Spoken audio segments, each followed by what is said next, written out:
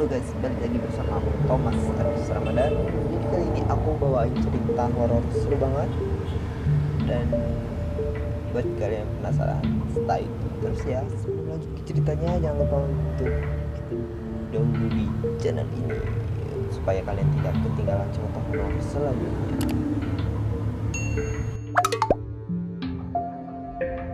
Rasanya minggu-minggu ini pekerjaan di kantorku begitu menguras tenaga dan pikiran. Seperti hari ini misalnya, jam sudah menunjukkan pukul 9 malam, tetapi pekerjaan masih numpuk.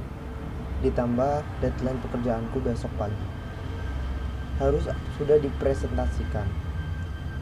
Memang beberapa hari ini aku sering lembur. Suasana kantor sudah sepi, hanya tinggal aku dan satpam yang selalu mengawasi CCTV.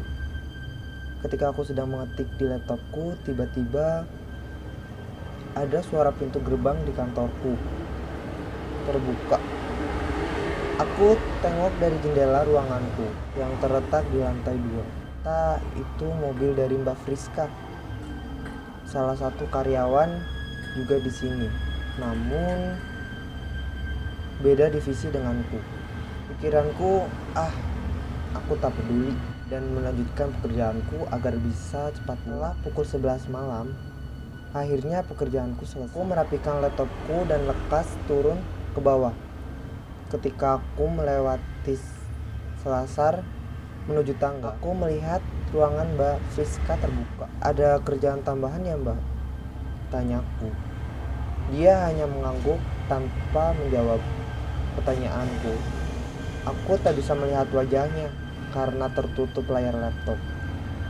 Saya pulang duluan ya Mbak, kataku. Dia hanya mengangguk. Kemudian aku turun dan bergegas ke parkiran. Namun ketika di parkiran, aku tidak melihat mobil dari Mbak Friska. Mungkin dia parkir di belakang, pikirku. Kemudian keluar gerbang kantor, aku sempat mengobrol dengan satpam. Ngapain Mbak Friska malam-malam ini ke kantor Pak? Tanyaku. Tadi kantongnya tertinggal. Jawabnya. Tapi saya lihat ruangannya tadi dia sedang mengerjakan sesuatu Pak, kataku lagi. Biasa aja sih Mas Adik ini. Orang Mbak Friska langsung pulang pas sudah ngambil kantongnya. Jawabnya santai. Aku heran. Lantas siapa perempuan tadi di ruang Mbak Friska? Peduli amat. Aku kemudian pamit pulang kepada Pak Sapam.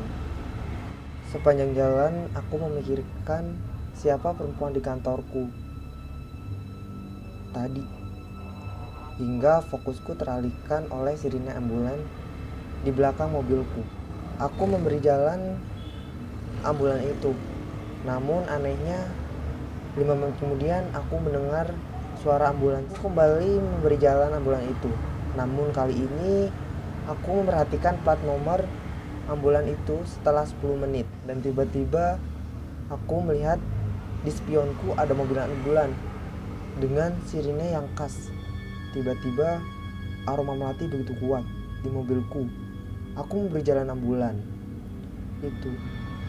Dan yang membuatku kaget bahwa ambulan itu adalah ambulan yang tadi dengan plat nomor yang sama. Dan di kaca belakang ambulan itu aku melihat siluet seorang wanita yang membenturkan kepalanya ke kaca itu berulang-ulang. Hingga akhirnya cipratan yang aku yakini darah memenuhi kaca ambulan itu. Kejadian aneh malam itu bentuk berakhir beberapa detik saja. Cipratan darah itu membentuk tulisan "Aku mengamati seksama ambulan itu." Dan ketika mobilku tepat di belakang ambulan, di kaca itu tertulis jelas, "Adik, kamu harus mati."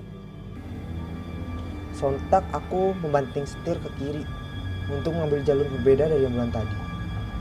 Setelah sampai di perempatan Kiara Condong, mobil aku hentikan karena lampu perempatan berwarna merah. Sambil menunggu lampu kembali hijau, aku membuka bagian depan kaca. Kemudian menyalakan sebatang rokok untuk sedikit menenangkan pikiran. Tiba-tiba ada seorang anak kecil menawarkan tisu kepadaku. Dengan gerakan tangan, aku memberi isyarat menolak untuk membeli. Anehnya, anak kecil itu kembali menawarkan tisu ke pintu belakang mobilku. Padahal jelas, aku sendirian di mobil.